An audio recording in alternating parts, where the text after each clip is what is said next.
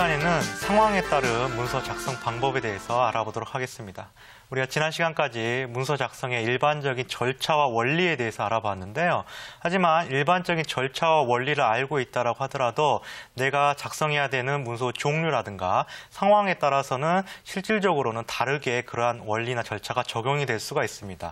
그래서 오늘은 상황별로 문서 작성을 어떻게 하는 것이 좋은지에 대해서 알아보도록 하겠습니다. 먼저 오늘도 마찬가지로 각 사례를 통해서 먼저 시작을 해보고자 합니다.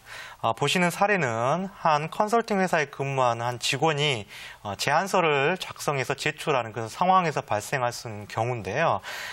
컨설팅 회사에 근무하는 R씨가 오랜 친분이 있었던 담당자한테 사업 제안서를 제출하는데 개인적인 안부와 함께 이메일로 이렇게 전달을 했다라고 합니다.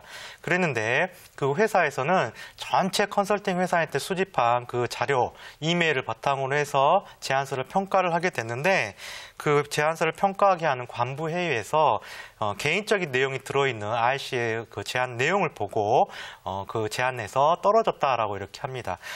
본 사례에서 본 것처럼 우리가 메일이라고 하는 것을 어떻게 생각해 보면 지극히 개인적인 내용을 전달하고 주고받는 그런 도구로 이렇게 생각을 할 수도 있지만 메일이라고 할지라도 문서 작성을 메일로 할지라도 결국에는 굉장히 중요한 역할을 할 수가 있다는 것입니다.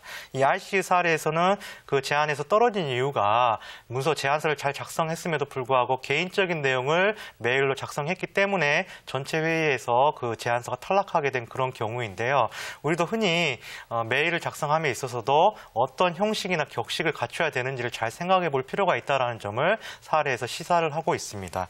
그렇다라고 한다면 결국에 상황에 따른 문서 종류에 대해서 다시 한번 확인해 볼 필요가 있는데요. 문서 종류는 굉장히 다양하지만 예를 들어 공식적인 요청을 하는 경우에는 조직이나 아니면 그 기관의 특성에 따라 조금 다르긴 하지만 일반적으로는 공문서를 활용해서 문서를 작성하게 됩니다. 이 공문서를 작성할 경우에는 그 조직 또는 소속되는 기관의 일정한 양식이라든가 형식에 맞춰서 이렇게 작성할 필요가 있겠고요. 두 번째로 정보 제공을 위한 경우라면 설명서나 안내서 형태로 문서를 작성하게 될 것입니다. 이 설명서나 안내서의 경우에는 내가 그 제품에 대해서 고객한테 좀 더 정확한, 좀 더 쉬운 설명을 하는 게 목적이기 때문에 많은 내용을 담기보다는 고객이 이해할 수 편하도록 문서를 작성하는 게 필요할 것입니다.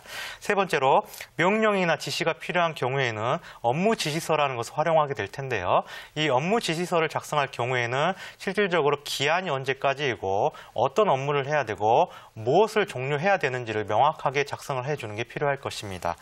그리고 제안이나 기획을 하는 경우는 제안서나 기획서, 약속이나 추천을 하는 경우 이메일 등등을 작성을 하게 될 텐데요. 지금 보시는 것처럼 굉장히 상황에 따라서 작성해야 되는 문서 종류가 굉장히 다양하기 때문에 각 상황별로 어떤 식으로 문서 작성하는 게 바람직한 것인가를 알아보도록 하겠습니다.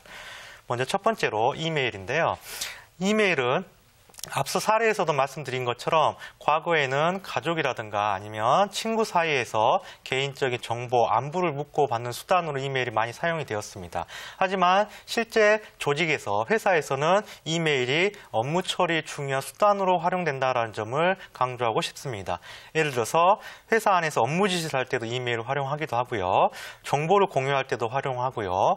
타사와의 업무 협조를 위해서 이메일을 활용을 하기도 합니다. 또는 최근에는 결제 시스템이 이메일과 연동되는 경우도 있고요. 부서 내 주요 연락사항을 전달할 수도 있고요. 공식적인 커뮤니케이션 효력을 갖기도 하기 때문에 이메일이 단순히 개인적인 안부를 묻는 수단이 아니라 최근 들어서는 업무 처리의 중요한 수단으로 자리 잡고 있다는 것을 알 수가 있습니다.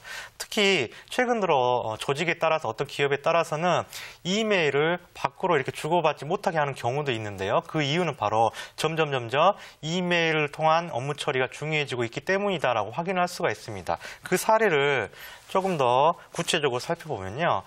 본 사례는 한 신문 기사로 이렇게 발췌가 된 그런 부분인데요. 이메일을 통한 계약도 계약서